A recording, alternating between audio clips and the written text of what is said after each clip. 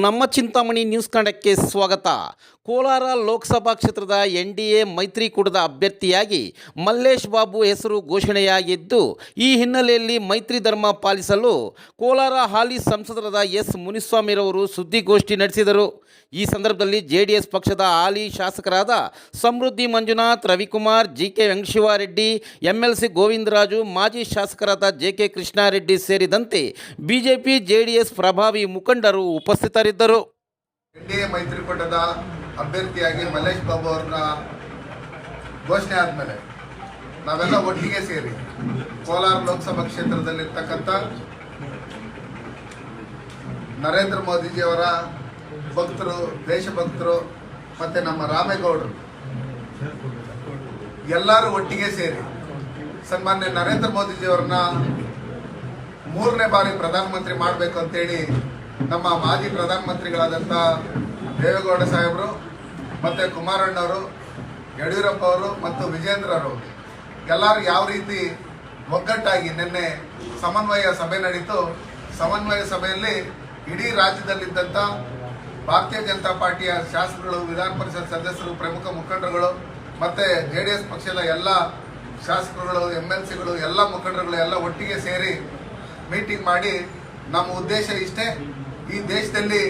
ಸನ್ಮಾನ್ಯ ನರೇಂದ್ರ ಮೋದಿ ಅವರು ಪ್ರಧಾನಮಂತ್ರಿ ಆಗಬೇಕು. 28ಕ್ಕೂ 28 ಲೋಕಸಭಾ ಕ್ಷೇತ್ರಗಳಲ್ಲಿ ನಮ್ಮ ಎನ್ಡಿಎ ಮೈತ್ರಿಕೂಟದ ಅಭ್ಯರ್ಥಿಗಳನ್ನು ಗೆಲ್ಸ್ಕೊಡೋದ್ರ ಮುಖಾಂತರ ಕಳೆದ 7 ತಿಂಗಳಿಂದ ಏನು ಭ್ರಷ್ಟ ಕಾಂಗ್ರೆಸ್ ಸರ್ಕಾರ ಕರ್ನಾಟಕ ರಾಜ್ಯದಲ್ಲಿ ಯಾವ ರೀತಿ ಜನ ವಿರೋಧಿ, ದಲಿತ ವಿರೋಧಿ, ರೈತ ವಿರೋಧಿ, ಮಹಿಳಾ ವಿರೋಧಿ ಚಟುವಟಿಕೆಗಳನ್ನು ಮಾಡ್ತಾ ಇದೆ, ಇದನ್ನು ಹತ್ತಿಕ್ಕುವಂಥ ನಿಟ್ಟಿನಲ್ಲಿ ಮುಂದಿನ ದಿನಗಳಲ್ಲಿ ಕರ್ನಾಟಕದಲ್ಲಿ ಕಾಂಗ್ರೆಸ್ ಮುಕ್ತ ಕರ್ನಾಟಕ ಮಾಡಬೇಕು ಅನ್ನೋ ನಿಟ್ಟಿನಲ್ಲಿ ನಾವೆಲ್ಲ ಒಗ್ಗಟ್ಟಾಗಿ ಕೆಲಸ ಮಾಡಬೇಕು ಅಂತ ಹೇಳಿ ನಮ್ಮ ಹಿರಿಯರು, ವಿರೋಧ ಪಕ್ಷದ ನಾಯಕರಾದಂಥ ನಮ್ಮ ಅಶೋಕಣ್ಣವ್ರು ಇರ್ಬೋದು, ಬೊಮ್ಮಾಯಿರವ್ರು ಇರ್ಬೋದು, ಸದಾನಂದ ಗೌಡ ಇರ್ಬೋದು, ಎಲ್ಲರ ಒಟ್ಟಿಗೆ 91 ವರ್ಷ ವಯಸ್ಸಿದ್ರೆ ಕೂಡ ನಮ್ಮೆಲ್ಲರಿಗೂ ನಾಚಿಸಂಥ ರೀತಿಯಲ್ಲಿ ನೀವು ಯಾವುದೇ ಕಾನ್ಸ್ಟಿಟ್ಯೂನ್ಸಿ ಕರೆದ್ರೂ, ಎಲ್ಲಿಗೆ ಕರೆದ್ರೂ ನಾವು ಬಂದು ನಿಮ್ಮ ಜೊತೆಯಲ್ಲಿ ನಾನು ಕ್ಯಾನ್ವಸ್ ಮಾಡೋಕೆ ರೆಡಿ ಇದ್ದೀನಿ. JDS ಎಲ್ಲಿದೆ, BJP ಎಲ್ಲಿದೆ, ಮೋದಿಯವ್ರ ಬಗ್ಗೆ ಹಗುರವಾಗಿ ಮಾತಾಡಂತ ಈ ಕಾಂಗ್ರೆಸ್ ಪಾರ್ಟಿಗೆ ತಕ್ಕ ಉತ್ತರ ಕೊಡಲೇಬೇಕು. ಅದಕ್ಕೋಸ್ಕರ 28ಕ್ಕೆ 28 ಕ್ಷೇತ್ರಗಳನ್ನ ಗೆಲ್ಸ್ಕೊಬೇಕಂತ ಹೇಳಿರ್ತಕ್ಕಂಥ ನಮ್ಮ ಮಾಜಿ ಪ್ರಧಾನಮಂತ್ರಿಗಳಾದಂಥ ದೇವೇಗೌಡ ಸಾಹೇಬರಿಗೆ ಮತ್ತು ಎಲ್ಲ ವರಿಷ್ಠರಿಗೂ ನಾನು ನಿನ್ನೆ ಹೇಳಿದೆ. ನಮ್ಮ ಕೋಲಾರ ಲೋಕಸಭಾ ಕ್ಷೇತ್ರದಲ್ಲಿರ್ತಕ್ಕಂಥ ಮಾಜಿ ಶಾಸಕಗಳಾದಂಥ ಮಂಜುನಾಥ್ ಗೌಡ ಇರ್ಬೋದು, ವರ್ತೂರ್ ಪ್ರಕಾಶ್ ಇರ್ಬೋದು, ನಮ್ಮ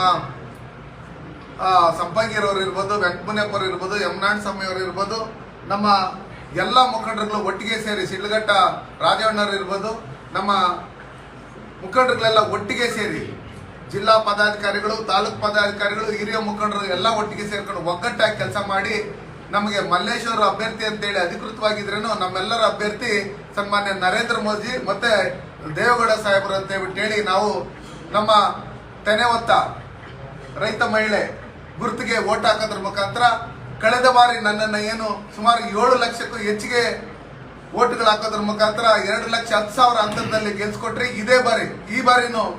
ನಾವು ಅದಕ್ಕಿಂತ ಹೆಚ್ಚಿನ ರೀತಿಯಲ್ಲಿ ಸನ್ಮಾನ್ಯ ನರೇಂದ್ರ ಮೋದಿ ಅವರು ಮಾಡಿರ್ತಕ್ಕಂಥ ದೇಶದಲ್ಲಿ ಅಭಿವೃದ್ಧಿ ಕೆಲಸಗಳು, ಅವ್ರು ಕೊಟ್ಟಿರ್ತಕ್ಕಂಥ ಯೋಜನೆಗಳನ್ನ, ಇದನ್ನೆಲ್ಲ ಫಲಾನುಭವಿಗಳು ನಾವೆಲ್ಲರೂ ಪಡ್ಕೊಂಡಿದ್ದೀರಿ. ಸಿದ್ದರಾಮಯ್ಯನವರಿಂದ ಹಿಡಿದು ಪ್ರತಿಯೊಬ್ಬರು ಪಡ್ಕೊಂಡಿರೋದ್ರಿಂದ ನಾವೆಲ್ಲ ಒಗ್ಗಟ್ಟಾಗಿ ಸನ್ಮಾನ್ಯ ನರೇಂದ್ರ ಮೋದಿ ಅವ್ರನ್ನ ಪ್ರಧಾನಮಂತ್ರಿ ಮಾಡಬೇಕು. ಆ ನಿಟ್ಟಿನಲ್ಲಿ ಕೋಲಾರ ಲೋಕಸಭಾ ಕ್ಷೇತ್ರದಿಂದ ನಾವು ಮಲ್ಲೇಶ್ ಬಾಬು ಅವ್ರನ್ನ ಗೆಲ್ಸ್ಕೊಡ್ಬೇಕು ಅಂತ ಹೇಳಿ ಈ ಮೂಲಕ ನಾವು ಎಲ್ಲರಿಗೂ ಕೈ ಮುಗಿದು ಕೇಳ್ಕೊಂತ ಇದ್ದೀರಿ. ನಾಳೆ ನಮ್ಮ ಎಲ್ಲ ಭಾರತೀಯ ಜನತಾ ಪಾರ್ಟಿಯ ಮಾಜಿ ಶಾಸಕರು ಮತ್ತು ಯಾರ್ಯಾರು ಕಂಟೆಸ್ಟೆಡ್ ಕ್ಯಾಂಡಿಡೇಟ್ಸ್ ಇದ್ರು, ನಮ್ಮ ಶಿಡ್ಲಘಟ್ಟದ ಸೀಕಲ್ ರಾಮಚಂದ್ರ ಗೌಡರು ಇರ್ಬೋದು, ನಮ್ಮ ಚಿಂತಾಮಣಿಯ ವೇಣುಗೋಪಾಲ್ ಅವರು ಇರ್ಬೋದು, ಎಲ್ಲರೂ ಒಟ್ಟಿಗೆ ಸೇರಿ ಎಲ್ಲ ಕಂಟೆಸ್ಟೆಡ್ ಕ್ಯಾಂಡಿಡೇಟ್ಸ್ನು, ಎಲ್ಲ ಡಿಪ್ಯೂಟೆಡ್ ಕ್ಯಾಂಡಿಡೇಟ್ಸ್ನು ಎಲ್ಲ ಒಟ್ಟಿಗೆ ಸೇರಿ ಒಂದು ಸಮನ್ವಯ ಮೀಟಿಂಗ್ನ ನಾಳೆ 10 ಗಂಟೆಗೆ ನಾರಾಯಣಿ ಚೌಟ್ರಿಯಲ್ಲಿ ಮಾಡೋದ್ರ ಮುಖಾಂತರ ಮುಂದಿನ ದಿನಗಳಲ್ಲಿ ಯಾವ ರೀತಿ ನಾವು ರೂಪರೇಷೆಗಳನ್ನು ಹಮ್ಮಿಕೊಂಡು ಈ ವಿರೋಧ ಪಕ್ಷದಾದಂಥ ಕಾಂಗ್ರೆಸ್ ಪಾರ್ಟಿಯಲ್ಲಿ ಒಂದು 3 ಬಾಗಿಲಾಗಿದೆ, ಅದನ್ನ ಯಾವ ರೀತಿ ನಾವು ಸದುಪಯೋಗ ಪಡಿಸ್ಕೊಂಡು ಗೆಲ್ಲಬೇಕು ಅನ್ನೋ ನಿಟ್ಟಿನಲ್ಲಿ ನಾವೆಲ್ಲ ಒಗ್ಗಟ್ಟಾಗಿ ಕೆಲಸ ಮಾಡಬೇಕು ಅಂತ ಹೇಳಿ ತೀರ್ಮಾನ ಮಾಡ್ತೀವಿ. ಇವತ್ತು ಏನು ಸಾಂಕೇತಿಕವಾಗಿ ನಾನು ಸಂಸತ್ ನಿಧಿನಿ ಅಂತ ಹೇಳಿ ಮಾತಾಡ್ಸಕ್ಕಂತ ಹೇಳಿ ಬಂದಿರ್ತಕ್ಕಂಥ ನಾವೆಲ್ಲ ಒಟ್ಟಿಗೆ ಒಗ್ಗಟ್ಟಾಗಿ